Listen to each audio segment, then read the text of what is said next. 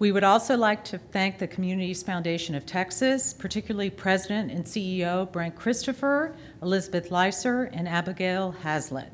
CFT manages the administration of this scholarship and provides us with the use of this lovely facility each year, and we're very grateful. Finally, I would like to recognize Mrs. O'Donnell, who is not here this evening. For over 60 years, she has quietly, but with great determination and hard work, made a significant contribution to the arts and arts education with an exceptional record of generosity, skill, determination, and innovation. Dallas has become an arts destination, and she has played a major role in bringing us to this exciting juncture. 21 years ago, she created the AP Arts Incentive Program. This year, 121 teachers and over 1,500 AP students are benefiting from her program. In the 21-year history of the program, more than 16,000 students have benefited from this program, and it's succeeding. Last year, based on the number of passing exams, 6 of the schools participating in our program ranked in the top 10 comprehensive AP Fine Arts programs in Texas. Now it's my pleasure to invite Christopher Mason, AP Music Theory instructor from Lovejoy High School, to introduce Grace Kwong.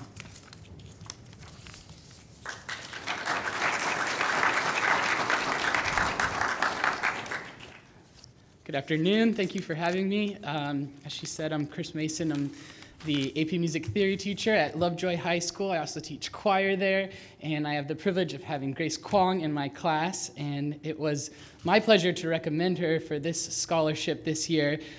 She is among the top students in my class, and she's distinguished herself not only academically, but through her work ethic and her character. I think she's a lovely person, and it's been my joy to watch her help the other students in her class. She's clear and she's concise, and she has a no-nonsense way of presenting material so that her classmates can grasp information. They really respect her, and she does this unselfishly and unprompted from me.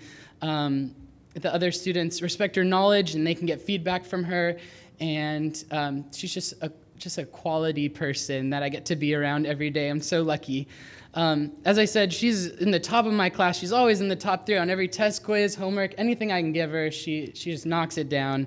I think the thing that makes her so successful and which will serve her best as she moves forward through her life is her inquisitive nature. Not only is she smart, but she wants to know things. She wants to ask questions. She seeks knowledge for knowledge's sake, and she uses this information to grapple with the world, and it's just not about tests for her. It's about understanding people, and it's about understanding the world. She's never perfect, but I think this approach to life is really perfect that she has. She's going to SMU in the fall. She's going to study music and biochemistry, and I'm an SMU grad, and I studied bioengineering and music, and so I have a special affinity for her. We are Mustangs, and we'll be together, and I'll come see her in her concerts. I wish you could look over her resume today because it's really astounding. It's an inspiration to see someone who can not only excel in multiple AP classes, but who does research in sleep studies, who is on the academic decathlon team, who leads the marching band as a drum major. I think I need a sleep study just after reading her resume because she never stops. She has a great attitude. She's one of those people that you want to be around, and one of those people who will help others and you know will really succeed in anything that she does. Her cognitive capacity, discipline, and willingness to take on the world are really an inspiration to me and to other students. So today I have the privilege to give the certificate to Grace Kwong.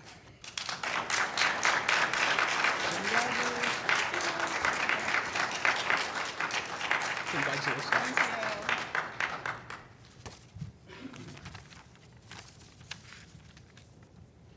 Hi, I'm Grace Kwong, and I'm a senior at Lovejoy High School. I would first like to start by sincerely thanking AP Strategies, the Communities Foundations of Texas, and the O'Donnell family for your generosity and support for the younger generation. It really means a lot to us, so we really appreciate you. I would also like to thank Mr. Mason for teaching me the wonders of music theory, and I thank Mr. Mayfield for coming out to support me. And lastly, I would also like to thank my family for their guidance up until now, and I would like to thank them in advance for their guidance that I am surely desperate for in the future. I have kept myself busy throughout high school. I have taken 7 AP classes, and I'm taking 8 APs this year as a senior. I'm the president of the National Honor Society. I'm the drum major of the marching band, so I've kept myself really busy. For me, music acts as a stress reliever. It preserves my sanity, and it allows me to take a temporary break from my busy schedule. This fall, I will be attending the Southern Methodist University, and I will be double majoring in music performance and biochemistry on the pre-medical track to become a doctor. You could say that I am a very selfish individual because I don't want to give up either music or medicine. I want to keep them both. And I will force my poor college counselor to fit all of the courses that are required for these two diametrically opposite majors into one schedule. This is really ironic because both music and medicine are such selfless subjects. Throughout high school, I've been very involved in music. I've been part of the Greater Dallas Youth Orchestra. I play flute. I'm a 4-year All-Stater, and I actually placed first in the state last year. So I've been really involved in music. However, music did not merely teach me to just merely receive awards and win for myself. Rather, music taught me to give back to my community. It provided me a means for me to give back to my community. I believe that a musician's duty is not to just play the black notes that are on the white pages. Rather, a musician has to add color to an otherwise lifeless scene. So we take emotions that may seem foreign to even ourselves, and we express them through our music. And through this expression of emotions, we can connect with our audience, and our audience can also take part and feel moved and inspired by our music. So in this manner, music has taught me how to connect and relate with others, which is definitely a skill that I will need in the future as a physician. The human race is a chain, and as the saying goes, a chain is only as strong as its weakest link. So as a musician, as a physician, and as a person, I hope to help others and continue to make this chain even stronger. Thank you.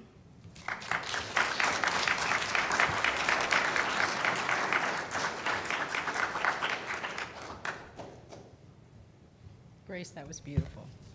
Now Richardson High School's AP Art History instructor, Allison Steinberg, will introduce Emily White.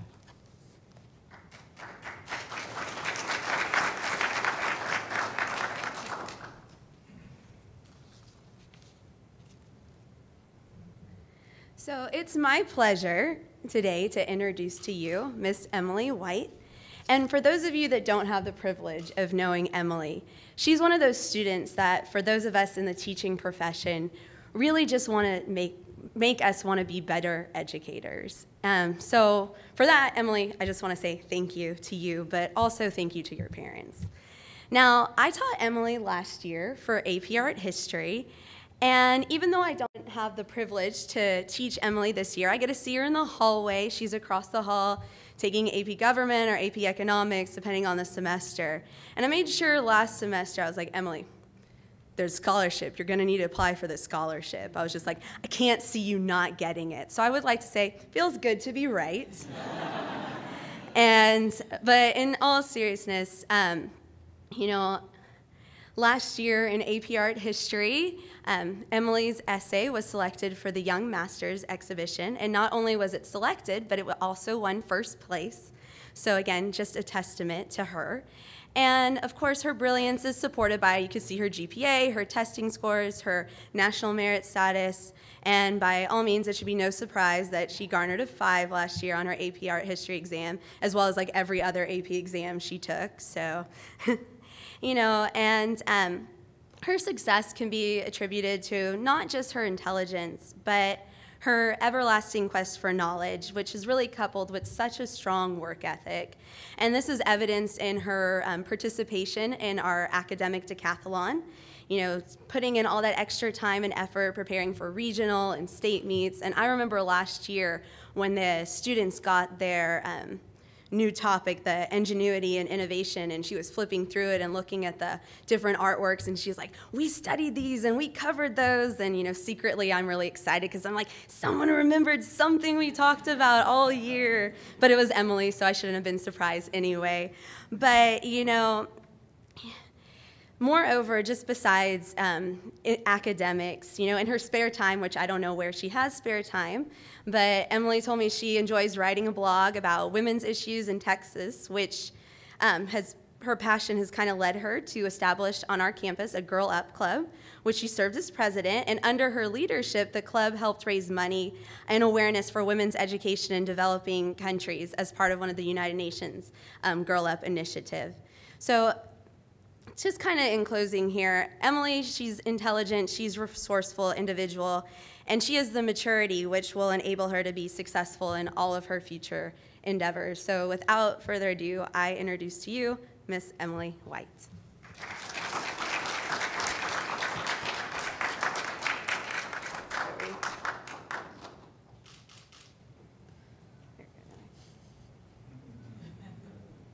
Picture time.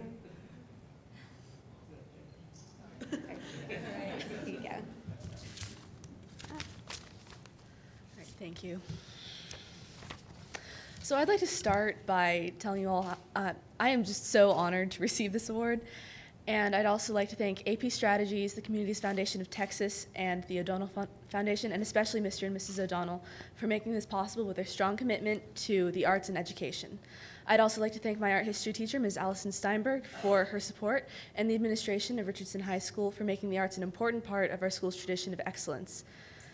Now, I'm a people person, and I see the arts and music as ways to understand people and to bring them together. And while I enjoy creating art and music, with my skill levels, they're not really a viable career option for me. So my future interactions with art will mostly include enjoying the art and music made by others. And I've always loved museums, and going to concerts is a pastime I share with my family. So I plan to continue pursuing my interest in the arts in the future. I've taken 14 AP classes in high school in many subjects, from core classes like biology and macroeconomics to electives like French and, of course, art history. My activities outside the classroom have been wide-ranging as well. I've been a member of my school's academic decathlon team, and I founded and led my school's chapter of the Girl Up Club, which works with the United Nations Foundation to raise money and awareness for women's education in developing countries, as Ms. Steinberg has said. My honors include being a National Merit Finalist and being a candidate for the United States Presidential Scholars Program. And as Ms. Steinberg has said, I also competed in the Young Masters Art History Essay Contest and won first place with that. So in the fall, I'm going to attend Williams College in Williamstown, Massachusetts, which I chose because its exemplary liberal arts program offers a chance to explore several of my interests, including history, biochemistry, and women's and gender studies. It's home to the Clark Art Institute, the Williamstown Theater Festival, and MassMoCA, the Massachusetts Museum of Contemporary Art. So no matter what my major is, the arts will continue to be a part of my life. My career plans currently point to academia, but that may change as I discover new opportunities throughout college. I'd like to conclude by thanking my parents for all of their love and support, and my brother for sitting through my speech.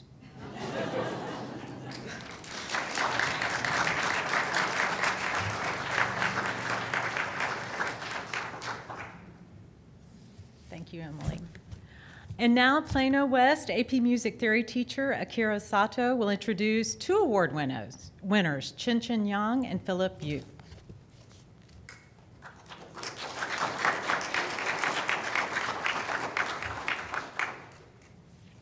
Thank you very much.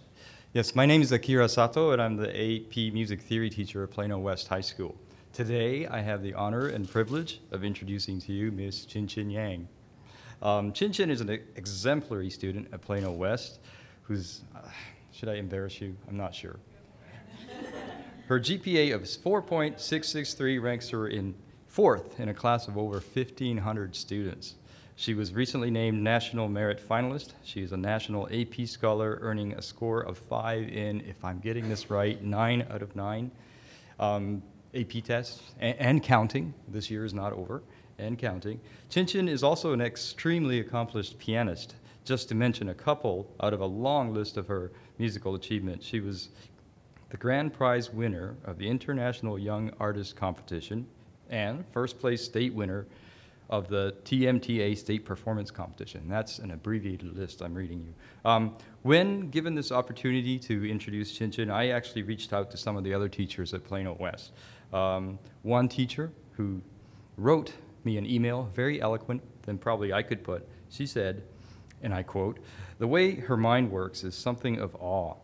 She presents ideas that supersede the norm. Chin Chin is always searching to enrich her meaning of the world, and therefore independently excavates for the answers to the questions she frequently seeks. These discoveries have led to profound discussions in the classroom." Wow. My own experiences with Chin Chin has been very similar.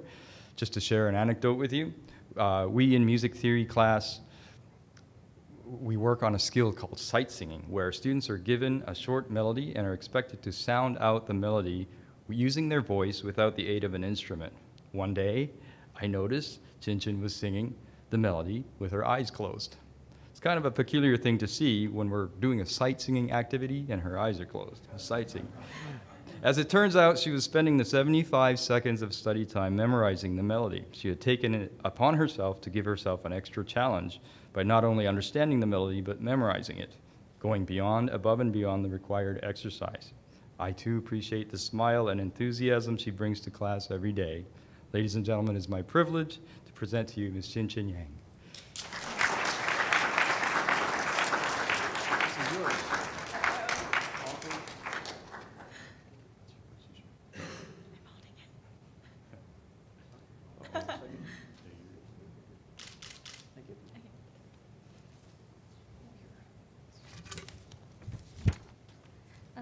So before I begin, I would just like to thank Mr. Sato, as well as my parents, Ms. King, the committee on this scholarship team, and everyone for giving me the honor to be up here today, for giving me your support, your guidance, and everything.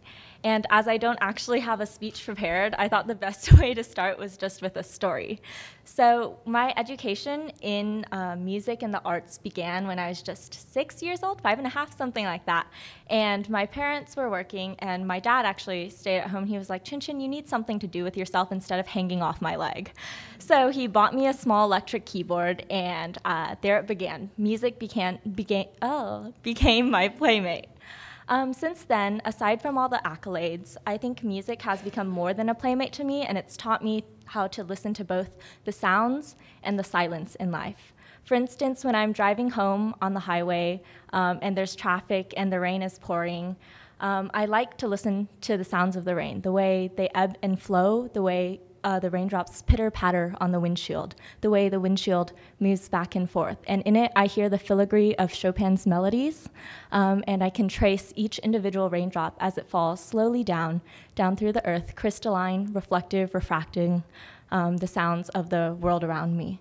And also, piano has let me hear Mozart's familiarity and warmth in the coffee I drink, as the swirl of steam rotates around and around and eventually comes up and dissipates into the air. I cannot help but imagine that the sounds of the world and the people around us are also slowly sinking into our every pore, in our faces, in our body, and connecting us all. And on that note, I think music has also given me a unique opportunity to connect with others around me. This past summer, me and 7 of my friends, in fact, arranged a trip to Japan. We self-arranged a couple of music pieces, from classical melodies to Let It Go, a Disney hits. And we went to Japan, and we performed at several special needs middle and elementary schools, especially those affected by the Fukushima nuclear disaster, the earthquake, the tsunami. And in that way, beyond language, music has become something that connects all of us. So in the future, I hope to further this, possibly not in formal studies, but I will keep up my piano studies, and also by just learning to listen to the sounds, to the silence, to the people around me. I will be attending Harvard University next fall, studying what I am completely undecided, so if you have any recommendations, please let me know. But yes, I do hope to continue my love of music, of arts, and of listening there. And aside from that, I think I'm it. That's it. Thank you all for listening.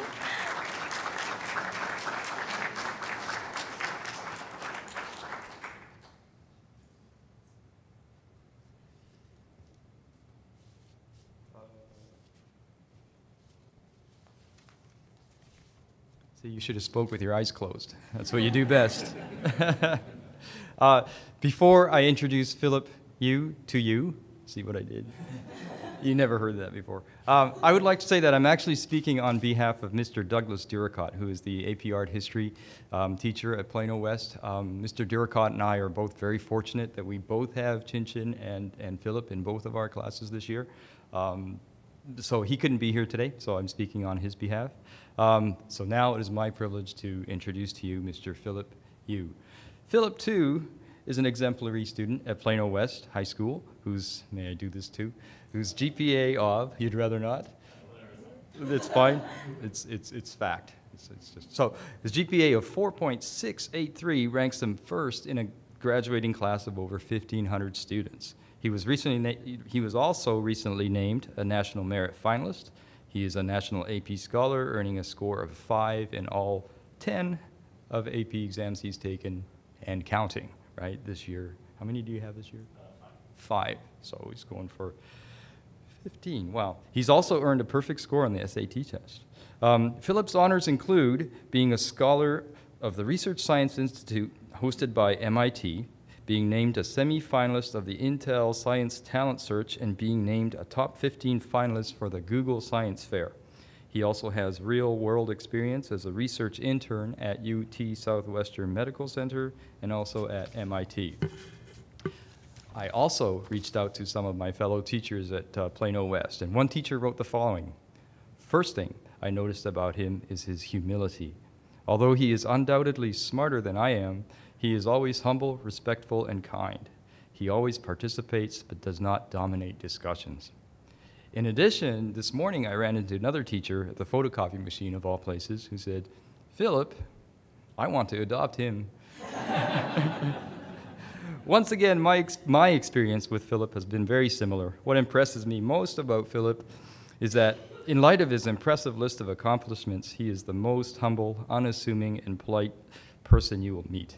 In my class, he's always paying attention, but is very, very good at not being the spoiler by blurting out an answer before others have had a chance to talk. Think about it. Yet, he's always there with an answer when I awkwardly phrase a question so that most students don't know what I'm talking about, which happens a little too frequent. Indeed, it is my privilege today to introduce Philip Yu to you.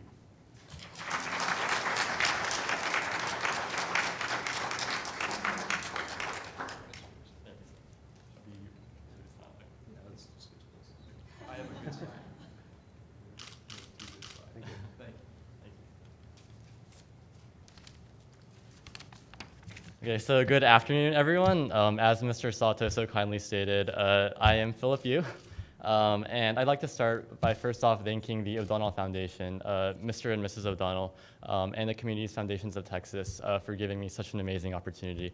I am extremely grateful and extremely honored and extremely humbled by this whole experience. So again, thank you so much for fostering the arts, not only in me and all these other amazing candidates, but also in AP Arts as a whole. It really means a lot to all of us. Okay, so I'd like to speak first a bit about how music and art have influenced my life and thus far, I guess, all 17 years. So I generally consider myself to be a pretty logical, a pretty structured, a pretty scientific person. I've done research, quite a bit of research in high school at MIT and UT Southwestern. And in that time, I've really gone to appreciate a lot of the mysteries that science offers us, things like the basis of consciousness in the brain, the biological basis of certain diseases, and things like that. So, you know, exploring things in test tubes and in computer science and in pipettes, you know, that really appeals to me a lot.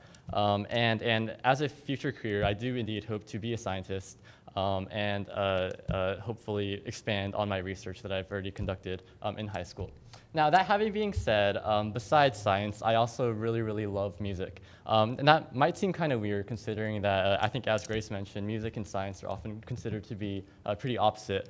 But music has really played a pretty transformative role in my life in the sense that it's kind of a secret heaven or a secret paradise away from science and away from logic and reasoning.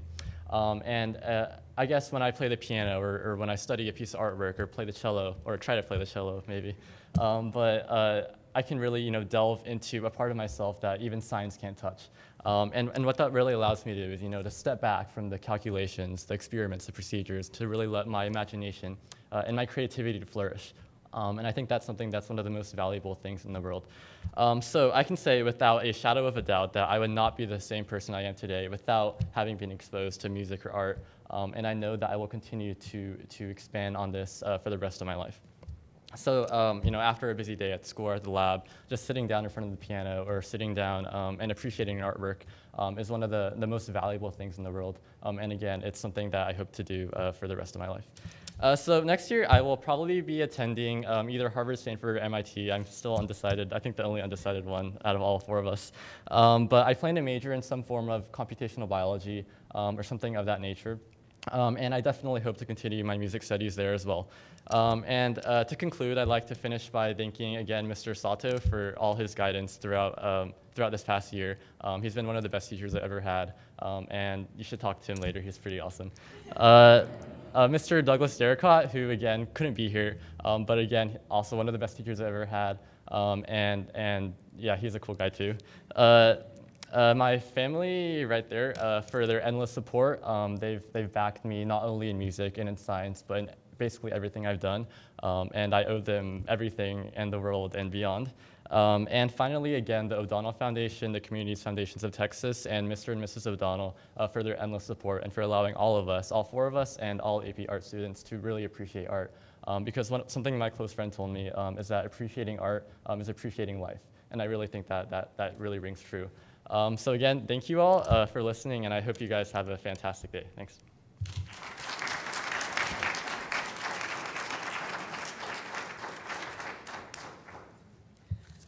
Well, I hope you all found these students as inspirational as we did. I think their teachers clearly played a huge role, as did their parents, in their lives. So cheers to all of you all.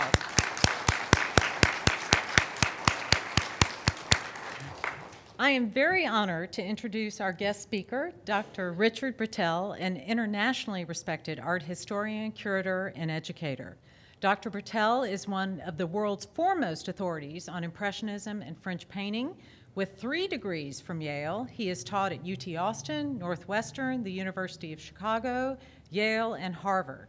He is currently the McDermott Distinguished Chair in Interdisciplinary Program in Arts and Humanities at UT Dallas, and the founding director of the new Edith O'Donnell Institute of Art History. Last May, UT Dallas received a landmark gift of $17 million from Mrs. O'Donnell to create an art institute of the future. It will be housed at UT Dallas and the Dallas Museum of Art and link new technology, the sciences, and the arts. When the gift was announced, Rick said, Mrs. O'Donnell has made it clear that what interested her about funding art history at UT Dallas was our strength in the sciences, technology, and management, thus creating the conditions that could foster a wholly new kind of art history. With art historians on campus who study the intersections between art and cartography, art and biology, and art history in the context of big data, UT Dallas has demonstrated a willingness to think about art and art history in new ways. In January, D Magazine's arts editor, Peter Semick, posted 5 Dallas arts resolutions and predictions for 2015, one of which was, quote, increased investment in Dallas's intellectual capital. After learning more about the depth of funding and plans for the O'Donnell Institute, it seems primed to not only deepen and expand the quantity and quality of art historical research taking place in our fair burg, but to help enrich intellectual life in Dallas at large, end quote.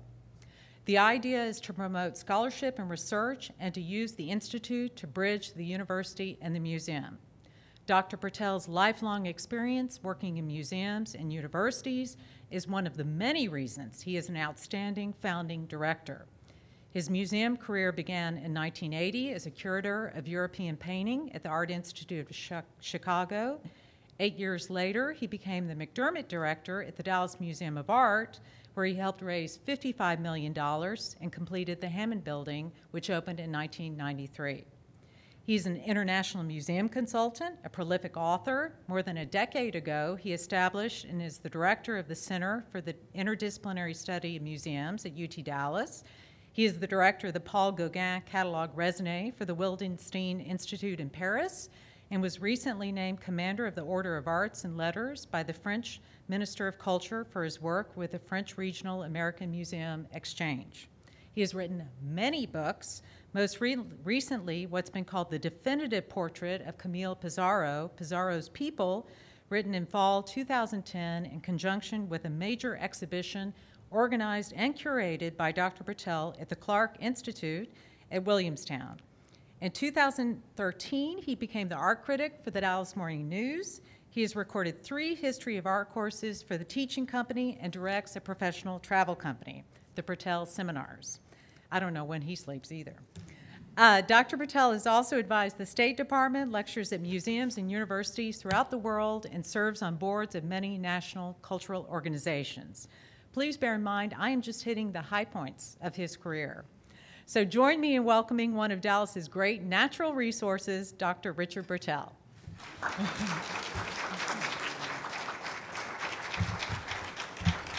Thank you very much. It's a great honor to be here.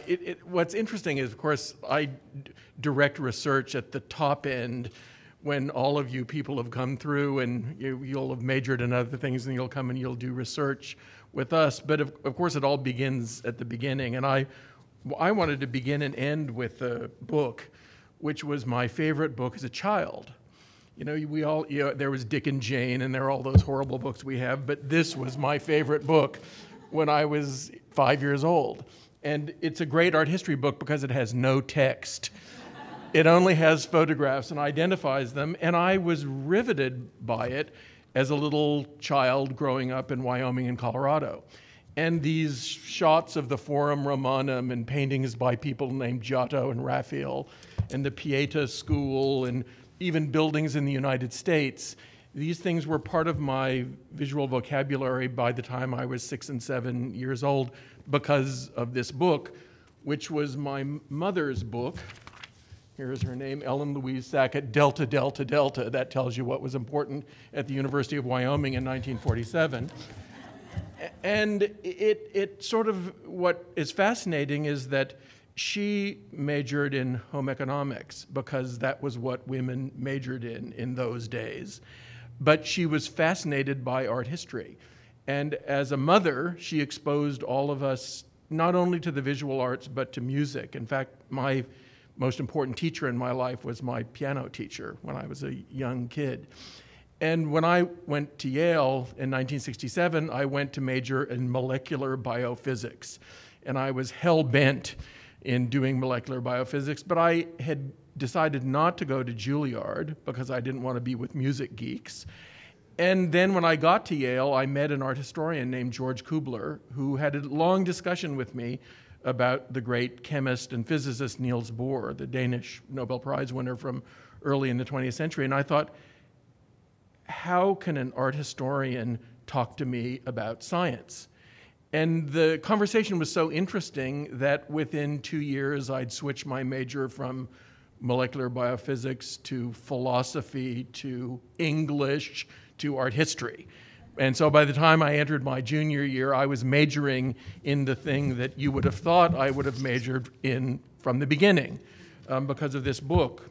And now I have the honor and privilege of directing a new research institute in art history. And what's fascinating is that it's a research institute in art history at a university in Texas, which is much more like MIT than it is like Williams or Harvard or Yale or SMU.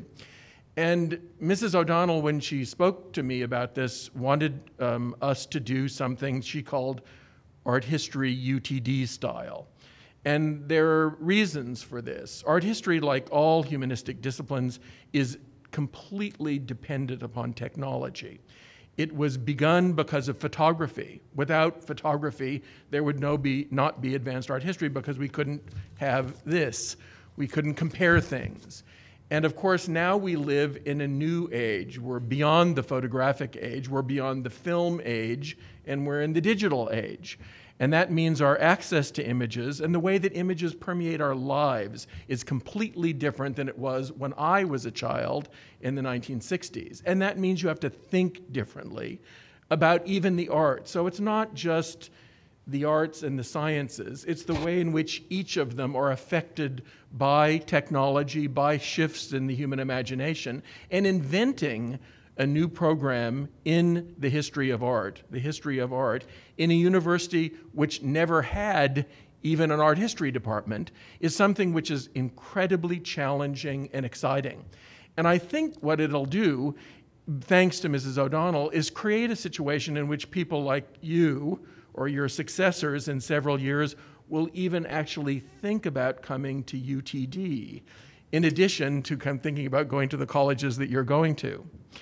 Now, when I was very young, I think about 6, and my sister was, my next sister was 4, we were taken to take a test, a little sort of early to take a test. But it's a test that has made me think a lot about not only testing, but also about music and the way in which music invades our consciousness and our mind. And it was called the Seashore Music Ability Test. I don't know how many of you have heard of this test. Some of you have. And I took it when I was a little boy. And the great thing about this test is you don't have to know any music. You don't have to be able to read even. What it is a series of notes that are played to you, and then they're played to you again. And you're asked to tell them whether the second playing is the same or different than the first. And it starts with 3 notes, then 5 notes, then 7 notes, then 15 notes, then 22 notes, then 35 notes. And it gets harder and harder and harder and harder. And I got an incredibly high score, and my sister got an incredibly low score. And she went on to become a concert pianist, and I went on to become an art historian. So you can see what happens. But what I learned from it, and what I learned from this, is that what the arts also introduce into the human mind is the importance of memory. And we learned about each of you how curious you are and how much you want to learn new things. And that's because you file away what you've already learned into a well-ordered mind. And it is the action of memory that creates civilization. And that creation of civilization is really what links the sciences and the arts. And I hope fervently that due to the incredible, incredible creativity and persistence of Edith O'Donnell, that the sciences and the arts, the sciences of Peter O'Donnell and the arts of Edith O'Donnell will really unite as they have, and as I hope they will in all of your future careers. Thank you.